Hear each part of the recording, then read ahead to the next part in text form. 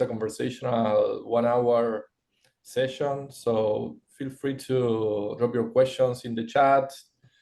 We're gonna go through a lot of questions. Spencer is a little bit concerned about the amount of questions I prepared for him, but we're gonna make it really, really challenging and tough for him.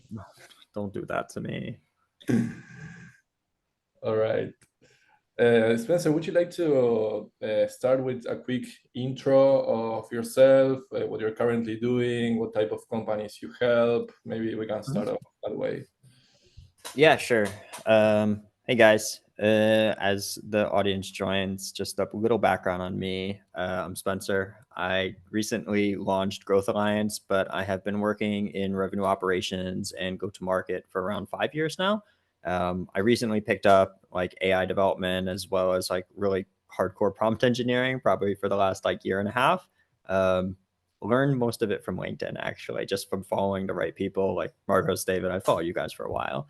And usually where I kind of tend to fit best are anywhere from Series A to enterprise companies. Most of my clientele in the portfolio are like enterprise grade. So we're looking at setting up like very unique, very boutique ABM, so account-based marketing plays, as well as unique go-to-market and revenue operation engines. So the name of the game is revenue activation at that rate.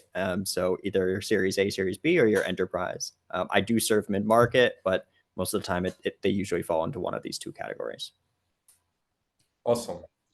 Thank you. Do you work as a freelancer, or are you currently building a team? What is the current status of Growth I Alliance? was I was a freelancer for probably 4 years. I love what I do. I mean, anybody that's in here listening will probably understand, like, if you guys are working under somebody, sometimes you don't get to choose the people you work with. As a freelancer, you have the freedom to say no. So I kind of took that philosophy, and when I launched Growth Alliance it was a soft launch in June. Like Marcos, I texted you, and I'm like telling you, like, yeah, we're gonna launch in June, but we actually onboarded 2 clients, and we had to delay public launch until July. Now it's the same clientele. We've got a very small portfolio, but yeah, I still hold the reserved rights to act as a freelancer. Only it's just me and one other person. His name is Jonathan, but he's coming in actually full time. So it's not actually publicly announced yet, but there you go, into the world now. Yeah, I mean, we're in the AI era, so maybe with 2 people you can scale up to 10 million. Who knows? So it's a great time to scale without hiring or without increasing headcount, and this is basically what we are focused on with these systems, right? I have a quick question about.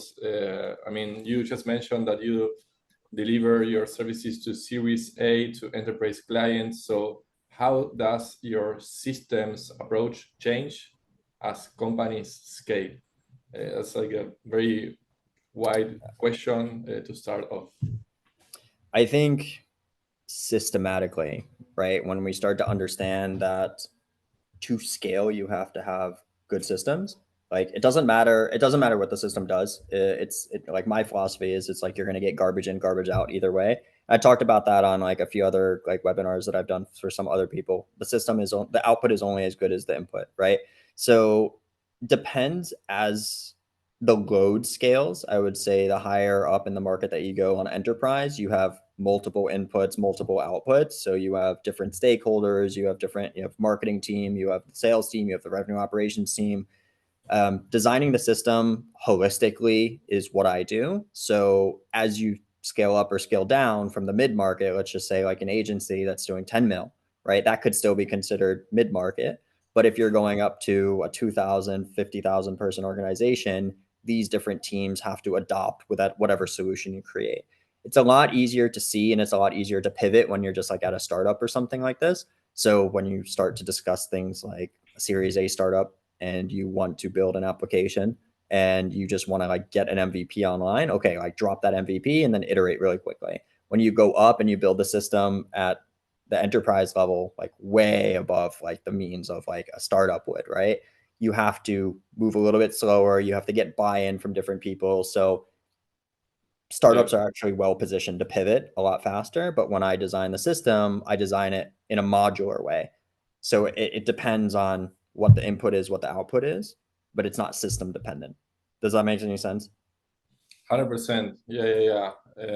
We also see that same characteristic of the enterprise companies and how difficult it is to move fast, and to build fast. What we have outlined on the system design. So yeah, totally way more, way faster, right? To set it up for like a smaller company that has way less bureaucratic steps, even to like get a new tool or a new data provider. How do you overcome those challenges when you are helping an enterprise company and you get stuck, because you have to use this tool, but it has to pass through 5 people process? How do you normally manage that? Like, it comes to mind the credit system of Clay, that it's a great solution in those cases, but what is your take on that specific topic? So I think, like, are we specifically speaking about like enterprise and larger grade companies at this point? I would assume so, right? Okay. Yeah. So just to confirm, right? So if whenever I'm in a discovery call, like I think this is like the best case example or like the best case scenario here. When I'm talking to a startup, they usually don't have anything. They're like, okay, like whatever the expert says, right? If on the enterprise level, they're usually going to have 3 or 4 different minds that are going to be having to align to make one decision to adopt one tool. And usually, like when the whole point of this revenue operation show is to talk about Clay and all the new tools, right?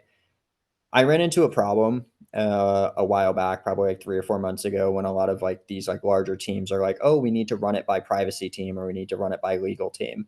And this whole scenario of, hey, is this tool compliant, like SOC 2 compliant and everything like this, it becomes an issue. So what I'm doing now is when I have these conversations of, hey, can we adopt this different tool? Can we do X, Y, Z? I'm already front loading this. I'm like, hey guys, like yada, yada, yada. Here's the price or here's this and all of the capabilities. But also, by the way, I noticed that you guys are SOC 2 compliant. Just letting you know, if you need extra privacy restrictions, I can go and talk to the Clay Enterprise team or something. And I think when you come from that advisory seat, it becomes a much easier conversation, and then you can address every single person in the room and then forget about that side, right? Like if they have their needs met, then your job becomes explicitly easier to handle, right? Nice. Love the way you overcome and shortcut these challenges. Then I did some research on previous interviews you've done, and I noticed you're an advocate of data activation over data enrichment. Most RevOps teams are drowning in data, but starving for results. So what does data activation actually look like in practice for you? Data activation. Data activation, yeah. So a live view of this is probably going to be when somebody said, like, a really practical application is like, hey, like, Marcos, you come to me and you're like, hey, I need to enrich my CRM. This is like the number one issue that I'm saying. Hey, I need my CRM enriched. I need to enrich my contacts. I need to like renew my companies, like my 12,000 companies, my CRM. Okay, great. I can do that. Anybody just hook it up into Clay or hook it up into Cargo and be done with it, right? The problem with doing this is that you're spending so much money doing it, and you're not necessarily going to have a strategy to activate that new data. So what is it that you're actually after? Is it just the fact that is the problem that you don't know what the problem is, or is the problem that you don't have the right data?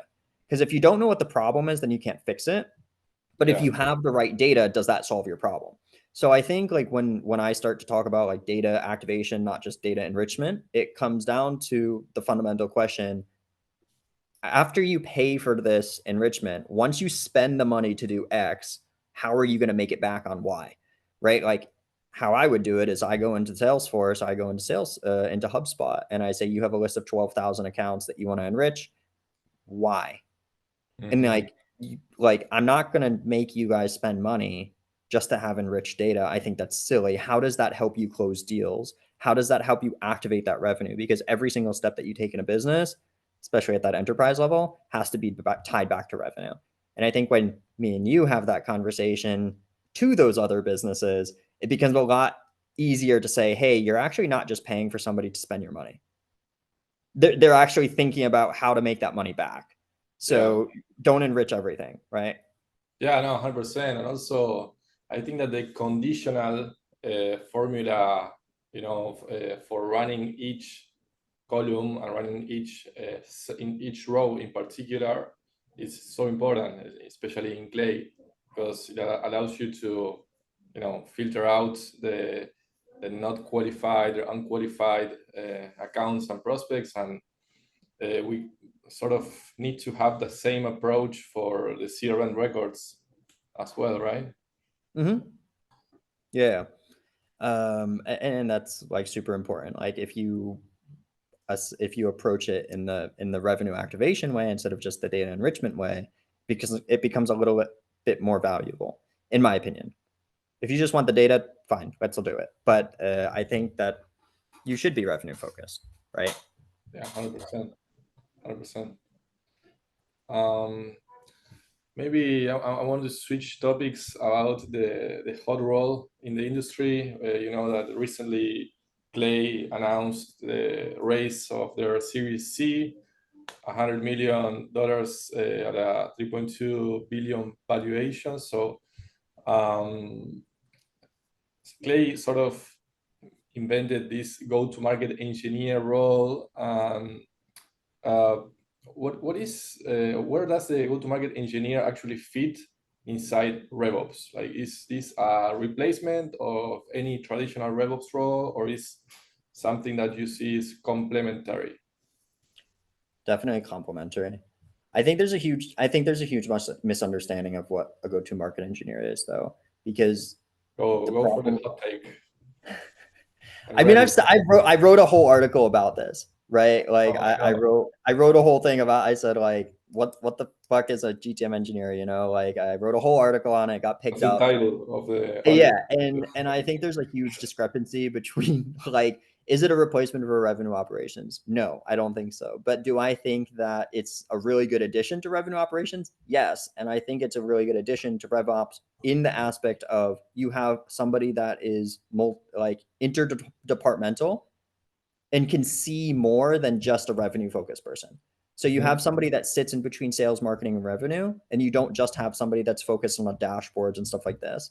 That's why attribution is so important to the revenue team, because then they can take that money and reinvest it. But if you don't have somebody that's actually on the ground level, sending the campaigns, or actually like doing the data crunching, doing the revenue activation strategy, doing the data enrichment, you're not usually going to find that on the revenue team. You're usually going to find that on the marketing or the sales team. That's what the role of a GTM engineer is. It's getting ground level, but for marketing, for revenue, in my opinion, at least, Interesting. Yeah, I sort of have to agree with that. I saw that you believe in pairing strategic GTM leaders with technical systems, like technical systems architects, rather than looking for the typical unicorn hire. So why is the partnership approach more effective? Do you get my question? I took this from a previous hot take of you, that you recommend to have like the strategic GTM role and the RevOps architects as a duo on a team. I don't know if you remember that. I think, yeah. Well, I don't know which one I said this in, but I think having an architect is good. Like anybody that's in a revenue activation or revenue operations will probably understand that term, like architect. If you're not in RevOps or you're not in operations at all, it's like, what the hell does an architect do? It's somebody that draws up the plan, somebody that thinks in the system, that builds the house, right? Yeah. I think having somebody that's strategic enough and can see the whole system together is really important. But I also think that having somebody More that technical. is going to, that's going to be more technical that can help take the pressure off of, like, you go from a T-shaped marketer down to like a specialist, or you go from somebody that's super broad and then you have somebody that's specialized in each division. Inherently, that's the same thing that a lot of agencies do. That's a lot of same things that like a lot of businesses do. They hire an ads manager, they hire a copywriter. What's the difference between somebody that makes a clay table versus somebody that designs the strategy? And I think that's like kind of like where the idea comes from. Because if you're expecting one person to do it all, that's a unicorn. Like, really hard to hire, really hard to control, and really hard to pay, I would say. Yeah. Also, I mean, we see it in the RevOps space that the extremely technical roles that get 400,000 annual salaries because they really solve complex problems. But when we see the go-to-market engineer as a role, it's like a skill set of this go-to-market strategy with I would say, right now, those technical skills and the computational thinking to be able to brief the tools we use to achieve the goals we need, right? What about the SDR role in this scheme? Because we are hearing a lot of AI SDR that you don't need to hire any more more SDR roles. What's your take on the role of the SDR? How has it changed with this new modern tech stack? I'm gonna piss people off with this answer. I would say the SDR role is always going to exist. I think people inherently people do business with people they trust, and people trust people they like. So I think realistically, the role of an SDR is to keep on creating that connection and discovering, like doing your own discovery and understanding what the problem is. But I do think that there's a fundamental problem that's emerging with the SDR role, like in general, in these like AI mandated companies, because now SDRs, everybody and their manager know that GPT or AI exists, right? But the problem is that a lot of SDRs aren't taking advantage of it in the way that they could. And the ones that are joining your boot camp, right? To learn more about, like, oh, how can I be more efficient at my job? I want more commission, XYZ, whatever they get paid, right? Curious. Yeah. and like that's like realistically the point. I think if you're not going to adopt it, you're going to get replaced by somebody that has adopted it, because that person is just going to be 3-4 times more efficient than you are. So I think like gone are the days of just going to Apollo, going to LinkedIn Sales Nav and doing your manual outreach.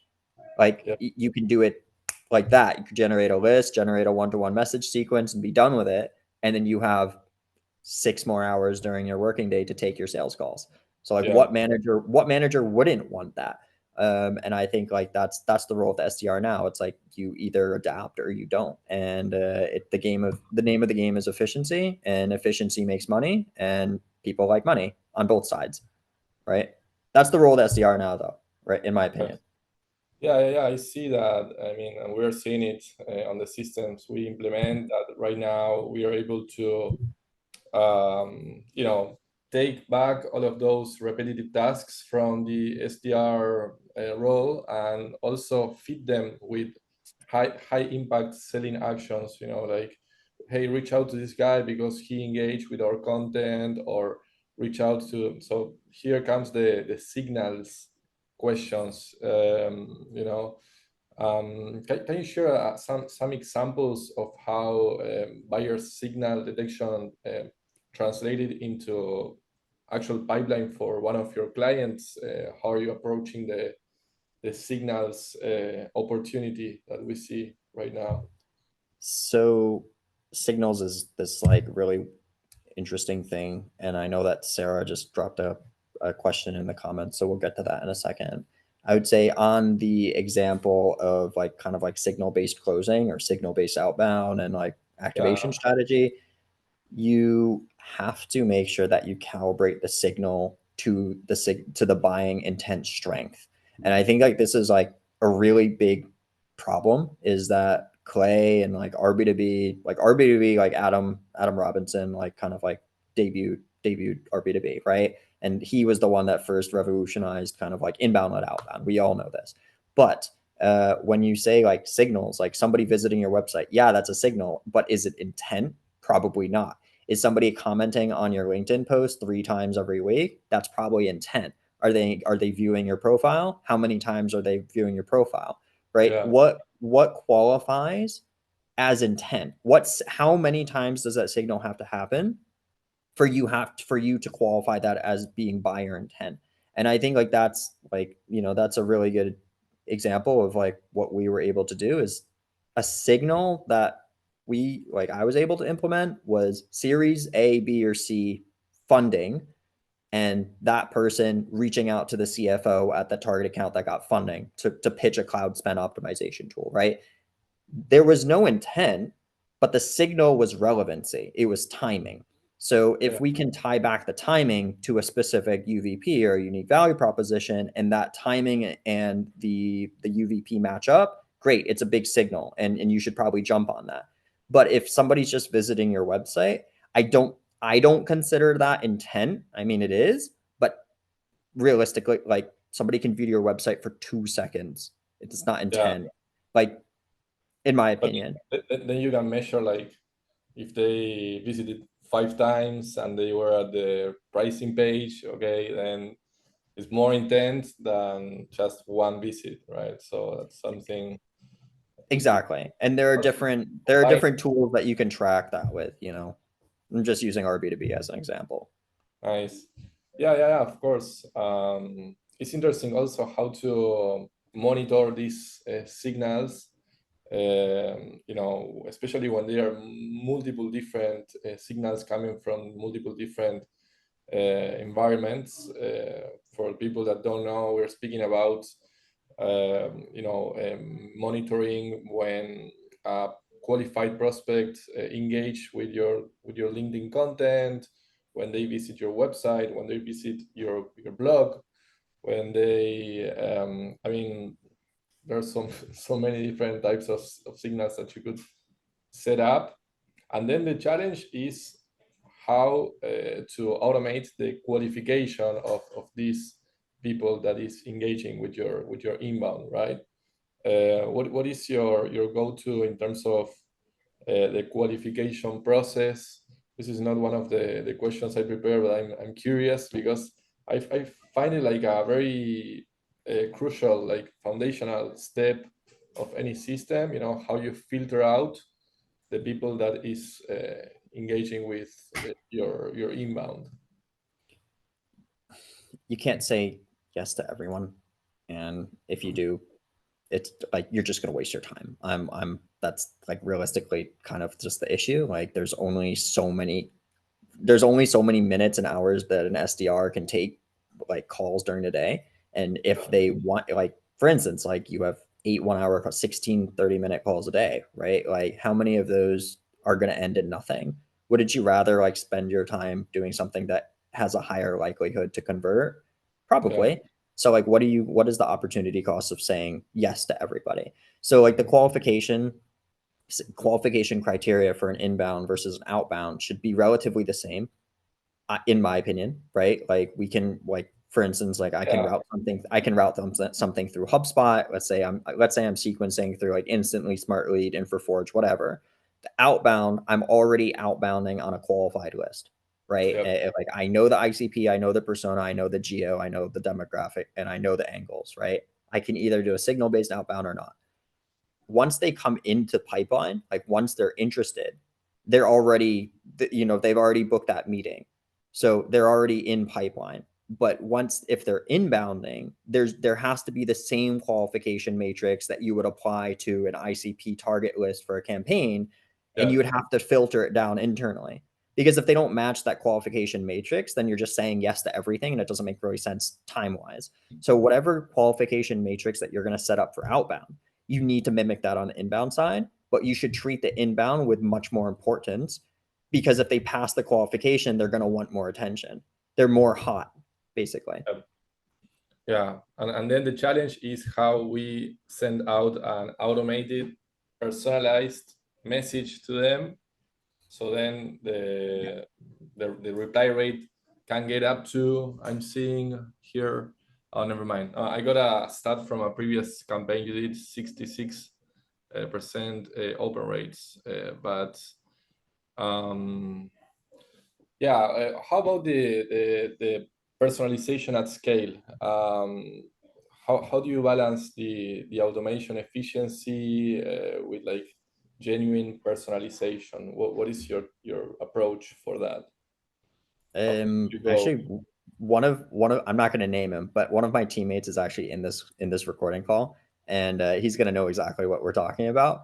Um, so what we were able to do, like when you're doing the one-to-one outbound, right? Like you can build a system prompt, like when you're doing like a system prompt and a user prompt pair. I was just talking to like texting Jordan Crawford on LinkedIn on one of his posts actually, because you can't, like, for me, I wouldn't trust a single GPT model to be able to do research and the sequencing, right? What I would want to do is I want to make sure that whatever I'm saying is going to be super relevant. So pick up in kind of the void of the market, whatever the signal is going to be, whatever the relevancy point is going to be, pick it up with, doing deep research. Perplexity, Grok, Claude, Gemini do great models about this, right? They pick up what you want to hear. I think it comes down to what is relevant to the person you're texting. Okay, you're a cloud spend optimization company, but do you like what matters to them? Like if you're pitching that solution, it's probably saving money. So you should probably go and look out for on Google new financial hires. If you're targeting e-com stores, one of our clients is like, for instance, wants to target all the e-com stores, like anybody with a Shopify account, and we want to go to market and we want to hit the 1.5 million stores in America.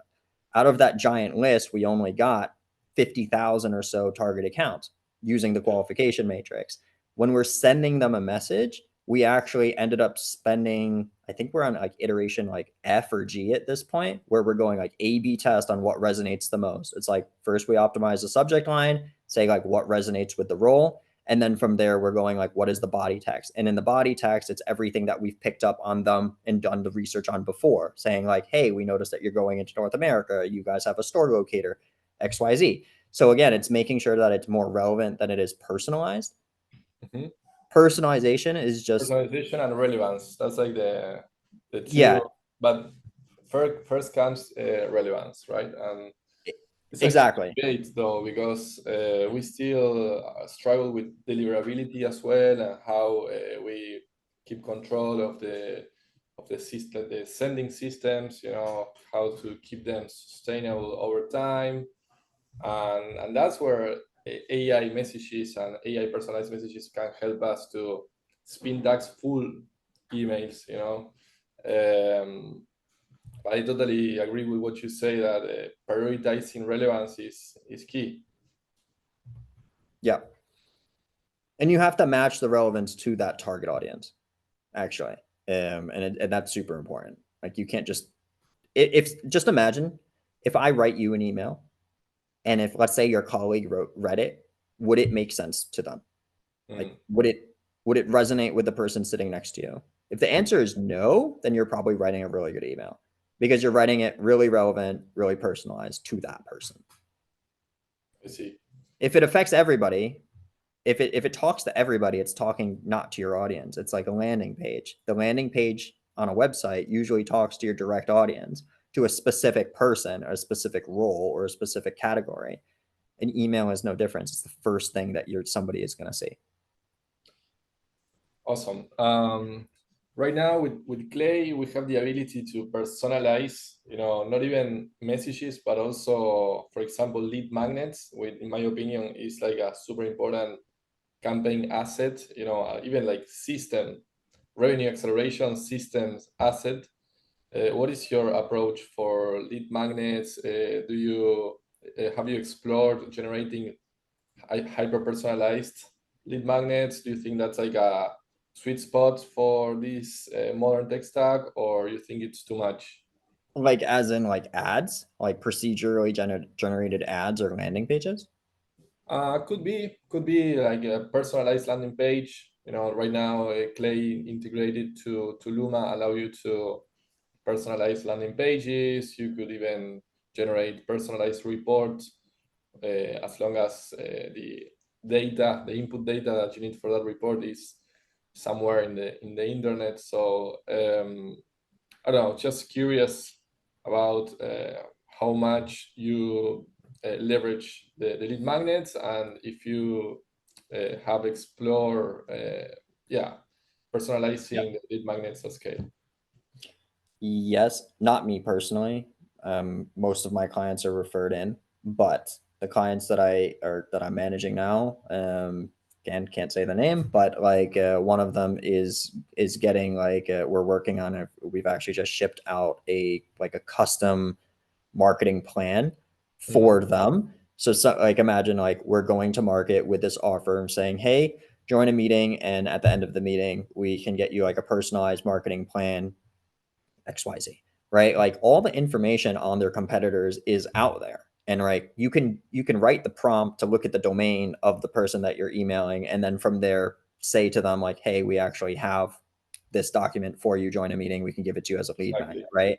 And then on the inbound side, this was actually the whole initiative of this, of like why we were brought in, was to be able to help them grab the information from the market. So there wasn't somebody internally that was using Clay and like kind of like integrating with, I don't know, like something like AdIntel or SpyFu or SEMrush or something like this. So going out and doing the research. And then from there, we had to create, like they had to create a PDF or a PDF document or a PowerPoint, like a Google Slides with all the variables in it. And then what I'm doing is I would go out and find all the information they want to put in the PowerPoint, and then procedurally load it into the PowerPoint and then email it to the SDR, or like send it to the SDR in a Slack message. So be like, cool. here's the report on this person, you know? Yeah. Like the Google Slides Clay integration has come out like 2 months ago, or at the most, I think. So it's pretty new as well. I remember Jordan Crawford saying that the sweet spot is to send messages that people would be willing to pay to receive, are like getting surprised by like a piece of value that you can even personalize, that you can provide to them. So yeah, I also believe that that's like a really great position to be for a campaign. So I wanted to talk about the tech stack that you normally use besides Clay.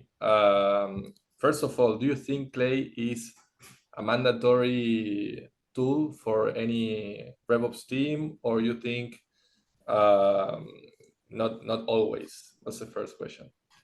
Not always. Oh. The system has to be modular enough to change out the orchestration layer.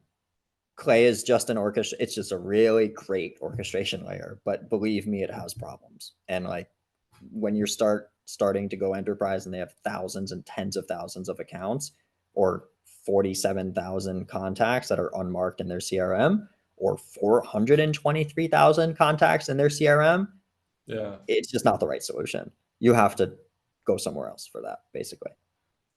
You mean when the databases are too large?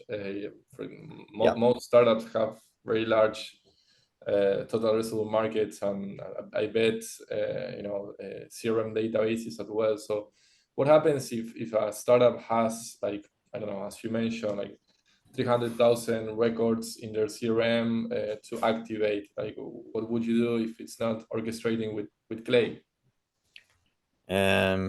Well, you have to put the data somewhere, right? And so a solution that I discovered, this is going to be a giant shout out to him, to Tariq from Cargo, actually.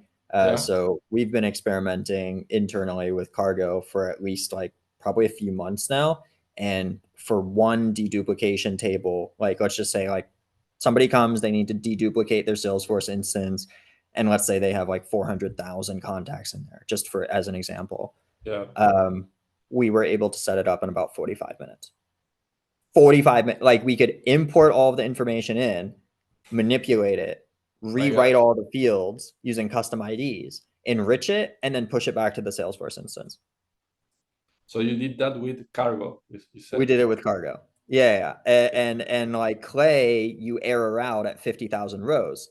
And then you have all the native integration problems where you're having kind of like, I don't know, like their integration only updates every 24 hours with a HubSpot list, right? Like you have those limitations. So as you're going larger and larger, it becomes an issue, and you don't have to use any specific tool. Like I use Relay if I want to do a batch run, or you can use N8N for workflow development. You can use whatever you want.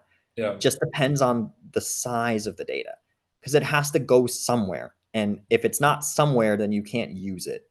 And that tends to be the problem with a lot of like larger companies, like enterprises. Yeah. Many people use Snowflake as well. Yep. So Cargo lets you do that. That was kind of like why I had gone to talk to Tariq from Cargo, because you can pretty much push all of your information to a hosted Snowflake server, and then manipulate it there through Cargo and then push it back. It's pretty cool. Really interesting. That's good to know. You know, it's something that is a recurring question, I believe, in the industry. Yeah. Cool. Do we have any questions from the audience that we can address right now on topic?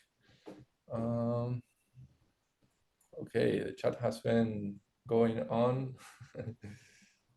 I'm not really. I imagine Adam is my friend Adam. I don't know if that's him though, because I don't see a last name. Okay, let's speak about the AI agents. You know, everybody's right now playing a lot with MCPs, playing a lot with creating their own agents to replace their operations, their computer operations. So, have you explored any interesting stuff on this field that you'd like to highlight? Yeah, I'm partnered with Relay, Relay.app. The owner. Relay app. Yeah, and I love them. The support is great. There's also like, maybe you guys have been on LinkedIn, maybe you haven't, but if you've been on LinkedIn in the last 3 months, you'll see N8N and you'll see Adio. So it just completely depends on what you're trying to automate. And I think N8N specifically is doing really good, and they are doing really well because it's accessible and it's not as a crappy experience to use as something like Make or Zapier, for instance. With like Zapier, you're getting the access to all the different tools, right? You have like 2,000 integrations or something like that. It's pricier, but like you get that access, and that's like what you pay for when you use Zapier. You get everything. You get the enterprise model, right? When you want to like go like quick, I think N8N is taking the stage, and I think it's because you can literally create the whole workflow schema. I don't know how it's called. Sorry. And then from there you can import the JSON file and create the whole workflow. So you go into this like Claude chat and you like say like, hey, I want to make a workflow for this, da da da da da, and then from there you just press the import button, and you import it, and then you select your nodes, and it looks like a make build. And before N8N, took the stage on LinkedIn, it was like everybody posting the make builds because they were pretty to look at. And I think the functionality across the marketplace, I think N8N is really well poised. Like I would probably put one up if I wasn't using Relay. But there are some like discrepancies in the marketplace. Like a lot of the times, if they don't have a native integration, you have to do an API request. And a lot of people aren't technical enough to do the API request. And that's why I have I have people with me on my team that are like super technical and can figure that stuff out so that I can focus on the strategy, Right. No, 100%. And that there comes again the strategist and the builder, right, and the architect. Yeah, I feel like N8N is comparable to Clay on its flexibility, and maybe, I mean, we're building stuff on Clay, and also recently migrated from Make to N8N, and it wasn't that difficult because of the know-how you have for no-code workflow building is similar. But then you have these tools that like Relay app that they solve specific problems. They sort of productize the workflows for people that is not willing to set a custom workflow. But do you think these solutions have their limitations, or you think, like, what's your take on that? I think you're limited by the person that's configuring it, Mhm. because like any technical developer is going to figure out, oh, I can write the post request, I can use the API, right? And I think that is the future. Like people, like when no code came out, right? Stuff like this, it was so accessible to somebody like me. Like I didn't grow up coding, right? But I could definitely create a workflow if the tools are already there. And it makes something like Zapier the forerunner in the whole ecosystem many years ago and even today, right? Because they have some of the largest market share, I think. But I think the tools do have their limitations, and I think as people become more and more technical, and the tooling systems to write those custom requests, like the post requests and the API calls and stuff like this, as it becomes easier and easier to do, you're going to see a lot of like the technical developers not like trying to keep up, like struggling to keep up with somebody that knows how to prompt really well, versus, you can hand code something, but now you Yeah, have like how do you call it, vibe like code. vibe coding. Yeah, you have people that are creating whole apps in like 20 hours or so, like 4 hours or something. It's because they know how to prompt, they know what they're doing, or they don't, and they are able to iterate on it quickly. And the developers, they're struggling to keep up, right? There's just so much accessibility. I think that's the limitation. It's just what is the input that you're giving it? Is it the person that's coding it? You're going to get limited by the amount of time. Yeah. If you're having somebody technical do it, then they're going to understand. But if you have somebody that can prompt their way through it, you can vibe Yeah. code something. You're just It's, limited by the input. I don't do code. I'm not a developer, but I still remember the first time I tested Lovable, just out of the first prompt, because it was so clear in my head what I wanted. It was sort of like an assessment process for a company to understand, what is the low hanging fruit. And we're gonna get to that question real soon. But then, yeah, just out of one prompt, it gave me the exact website, like user experience that I was aiming to get. I was just bumping on my chair of excitement. I couldn't believe it, the power of it. But then, yeah, I definitely need someone with the coding skills to sort of validate the back end of what these tools build as well. I guess that technical human in the loop is also necessary for scale. Maybe not for MVPs, for prototyping, but for building a solid product. I guess it's necessary, right? Yeah, I think like even with the things that I'm doing with like writing like the campaigns and stuff like this, like we're still cross check, like we're still configuring it with like quality assurance. Like I think that there is a time and place to be like, yeah, let it go and do its thing. But I don't think that even like the average prompt engineer that is in marketing is going to have a success rate of 100%. Maybe you're going to have like 950 out of 1,000 that are going to work. But what do you do when it catastrophically fails at the last 50 instances? Like you have to catch those. And Yeah. it's just up to again, it comes down to the user of like, what is the failure rate that you're willing to prompt through it. Mhm. Yeah. About the low-hanging fruit, what is the most common mistake you see RevOps teams making when you get into a company? And what's the typical low-hanging fruit you identify first? Not going after, probably not duplicating their existing list or their knowledge base. So like going to closed one is the very first playbook that I'll put in. Like any business that is enterprise grade, I'm sure they have a book of business that is amazing. And if they don't, maybe they only have like 3 or 4 wins, right? Like closed one deals that's keeping the the the whole place afloat. That's fine. But making like a lookalike audience of your closed one, and then actually building, of course, like building an exclusion list of all of the people that are in your pipeline before you start sequencing them or reaching back out, because nothing is worse than hitting somebody that's already in pipeline from somebody else. Like, hey, Yeah. Bob is talking to me, and then I've just shot them an email on LinkedIn. That's like, that really, it's bad, first of all. And second of all, like, it shows that you guys are not coordinated enough inside. Right. I think that, yeah. Like, The blacklist management is a full-time role. I'm just kidding, but it's so important, to filter out people that is not supposed to get a message, for sure. yeah. So we normally identify low-hanging fruits on the social media audiences of our clients. People that is already in their first level connections in their network, and we pass them through qualification step, and we can trigger some.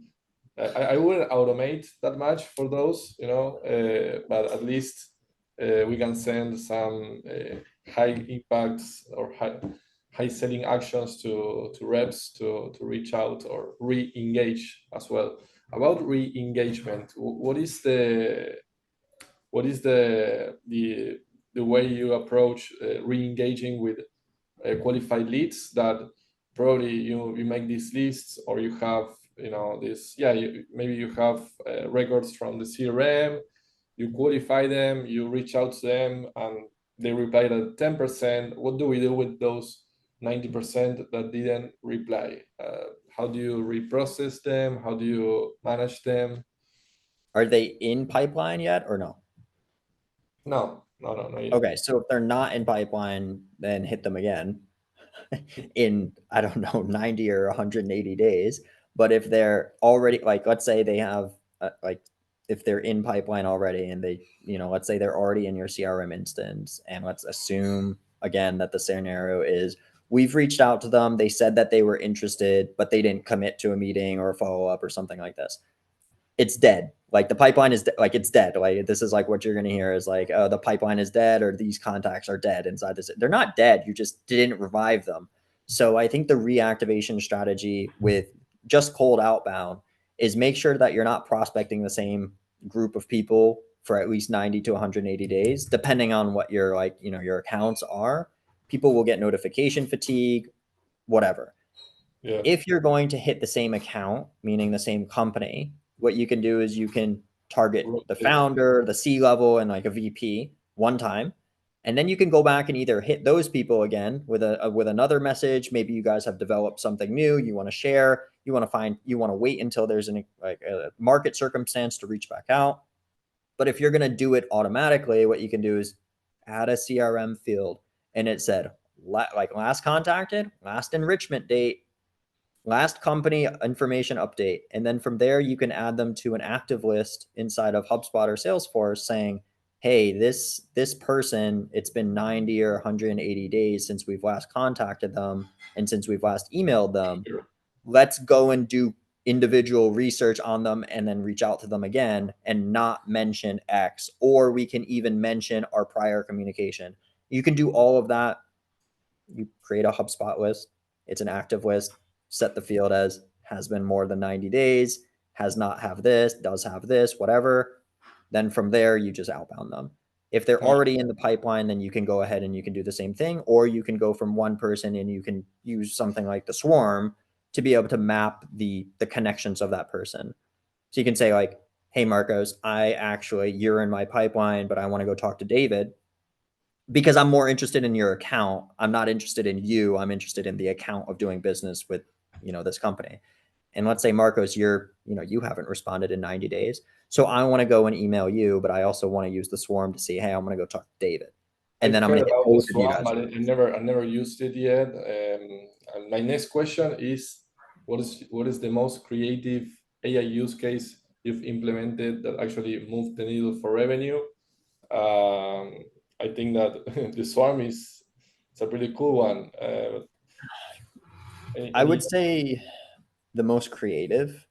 It's an ABM play, so that's an account-based marketing play, and it is, just imagine it's a video marketing. You're a video marketing agency, and you're trying to go after 25 target accounts or something like that. It's just make believe here.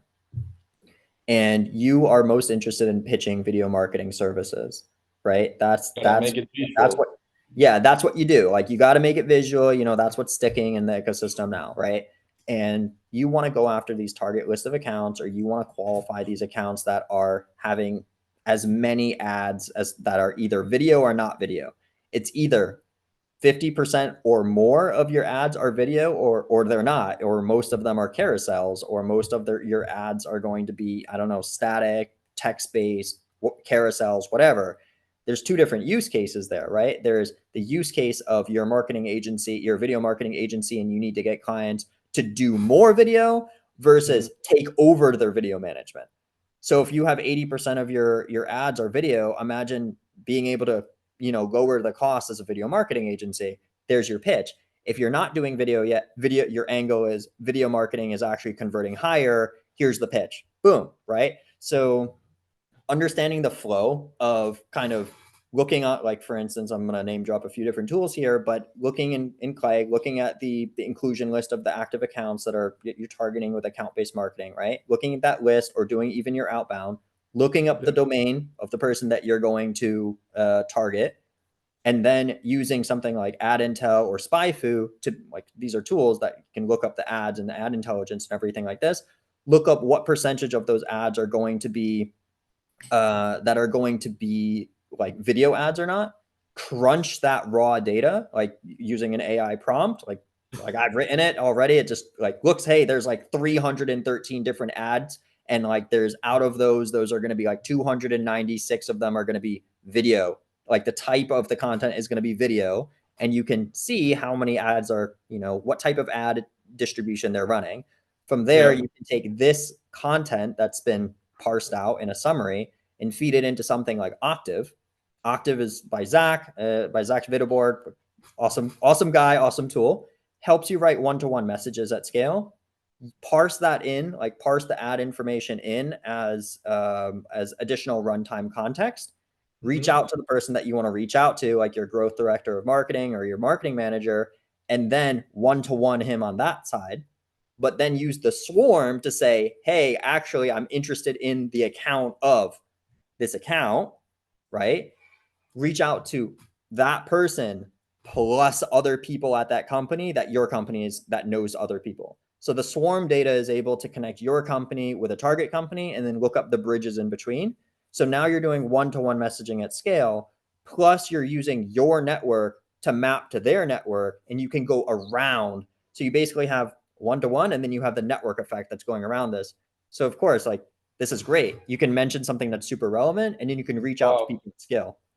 And that moves needles. That's the most creative thing I've done, though. It's super cool. Wow, it took me a while to understand, to be honest. But what do you do with the swarm in this case? You basically map. So like, originally it was designed to ask for warm intros, right? Like, the whole tool was ask for a warm intro, it's higher conversion rate. Someone Like, from your network that is connected with this guy. exactly. So you would, on LinkedIn, you would just say second degree connections, right? But there's also an option to go third degree connections, right? And so one-to-one, Marcos, if I wanted you to introduce me to like somebody in your network, I would have to go on your connections list. And then from there be like, oh, like all of Marcos's connections, I don't know how many connections, 7,000 connections over there. I have to qualify that list now. And now, okay, only 20 of them are worth reaching out to. I can come to you now and be like, hey, introduce me to all of these 20. Or I could just approach those 20 people and or ask you, be like, hey, can you actually intro me to a few of these different people? And this is the use case. It's a data company. It's not realistically like the playbook. You can do whatever you want with the data, but Swarm is a giant network mapper. And I think like a lot, and it's great for like VCs too. Dive into it after the call. We never used it before, and no, we've heard about the use case, and it sounds super powerful, especially for ABM. Yeah. Yeah.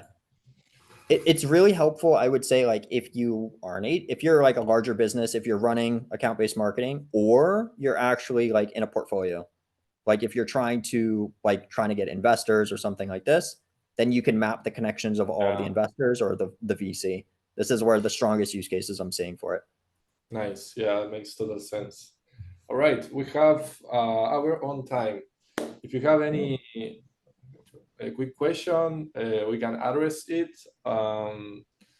But so far, it's been a pleasure to chat with you, Spencer. Super cool stuff that you're building and also sharing on your LinkedIn. If you want to drop your LinkedIn link so people can follow you as well in the chat. So let's see. I have to go find it. Hold on. Go get it. Go get it. Yeah. There you go. There is the link. You can follow Spencer on LinkedIn. Yeah, I'm probably going to cut some clips of these chats, so you're gonna see it on LinkedIn as well. We don't have any questions. Apparently, your answers were pretty clear, crystal clear. But yeah, we're on time, so thank you everyone for joining. I hope you had a useful session, and see you in the next one. All right. Thanks, guys. Thanks for hosting. See you. See you. Bye bye.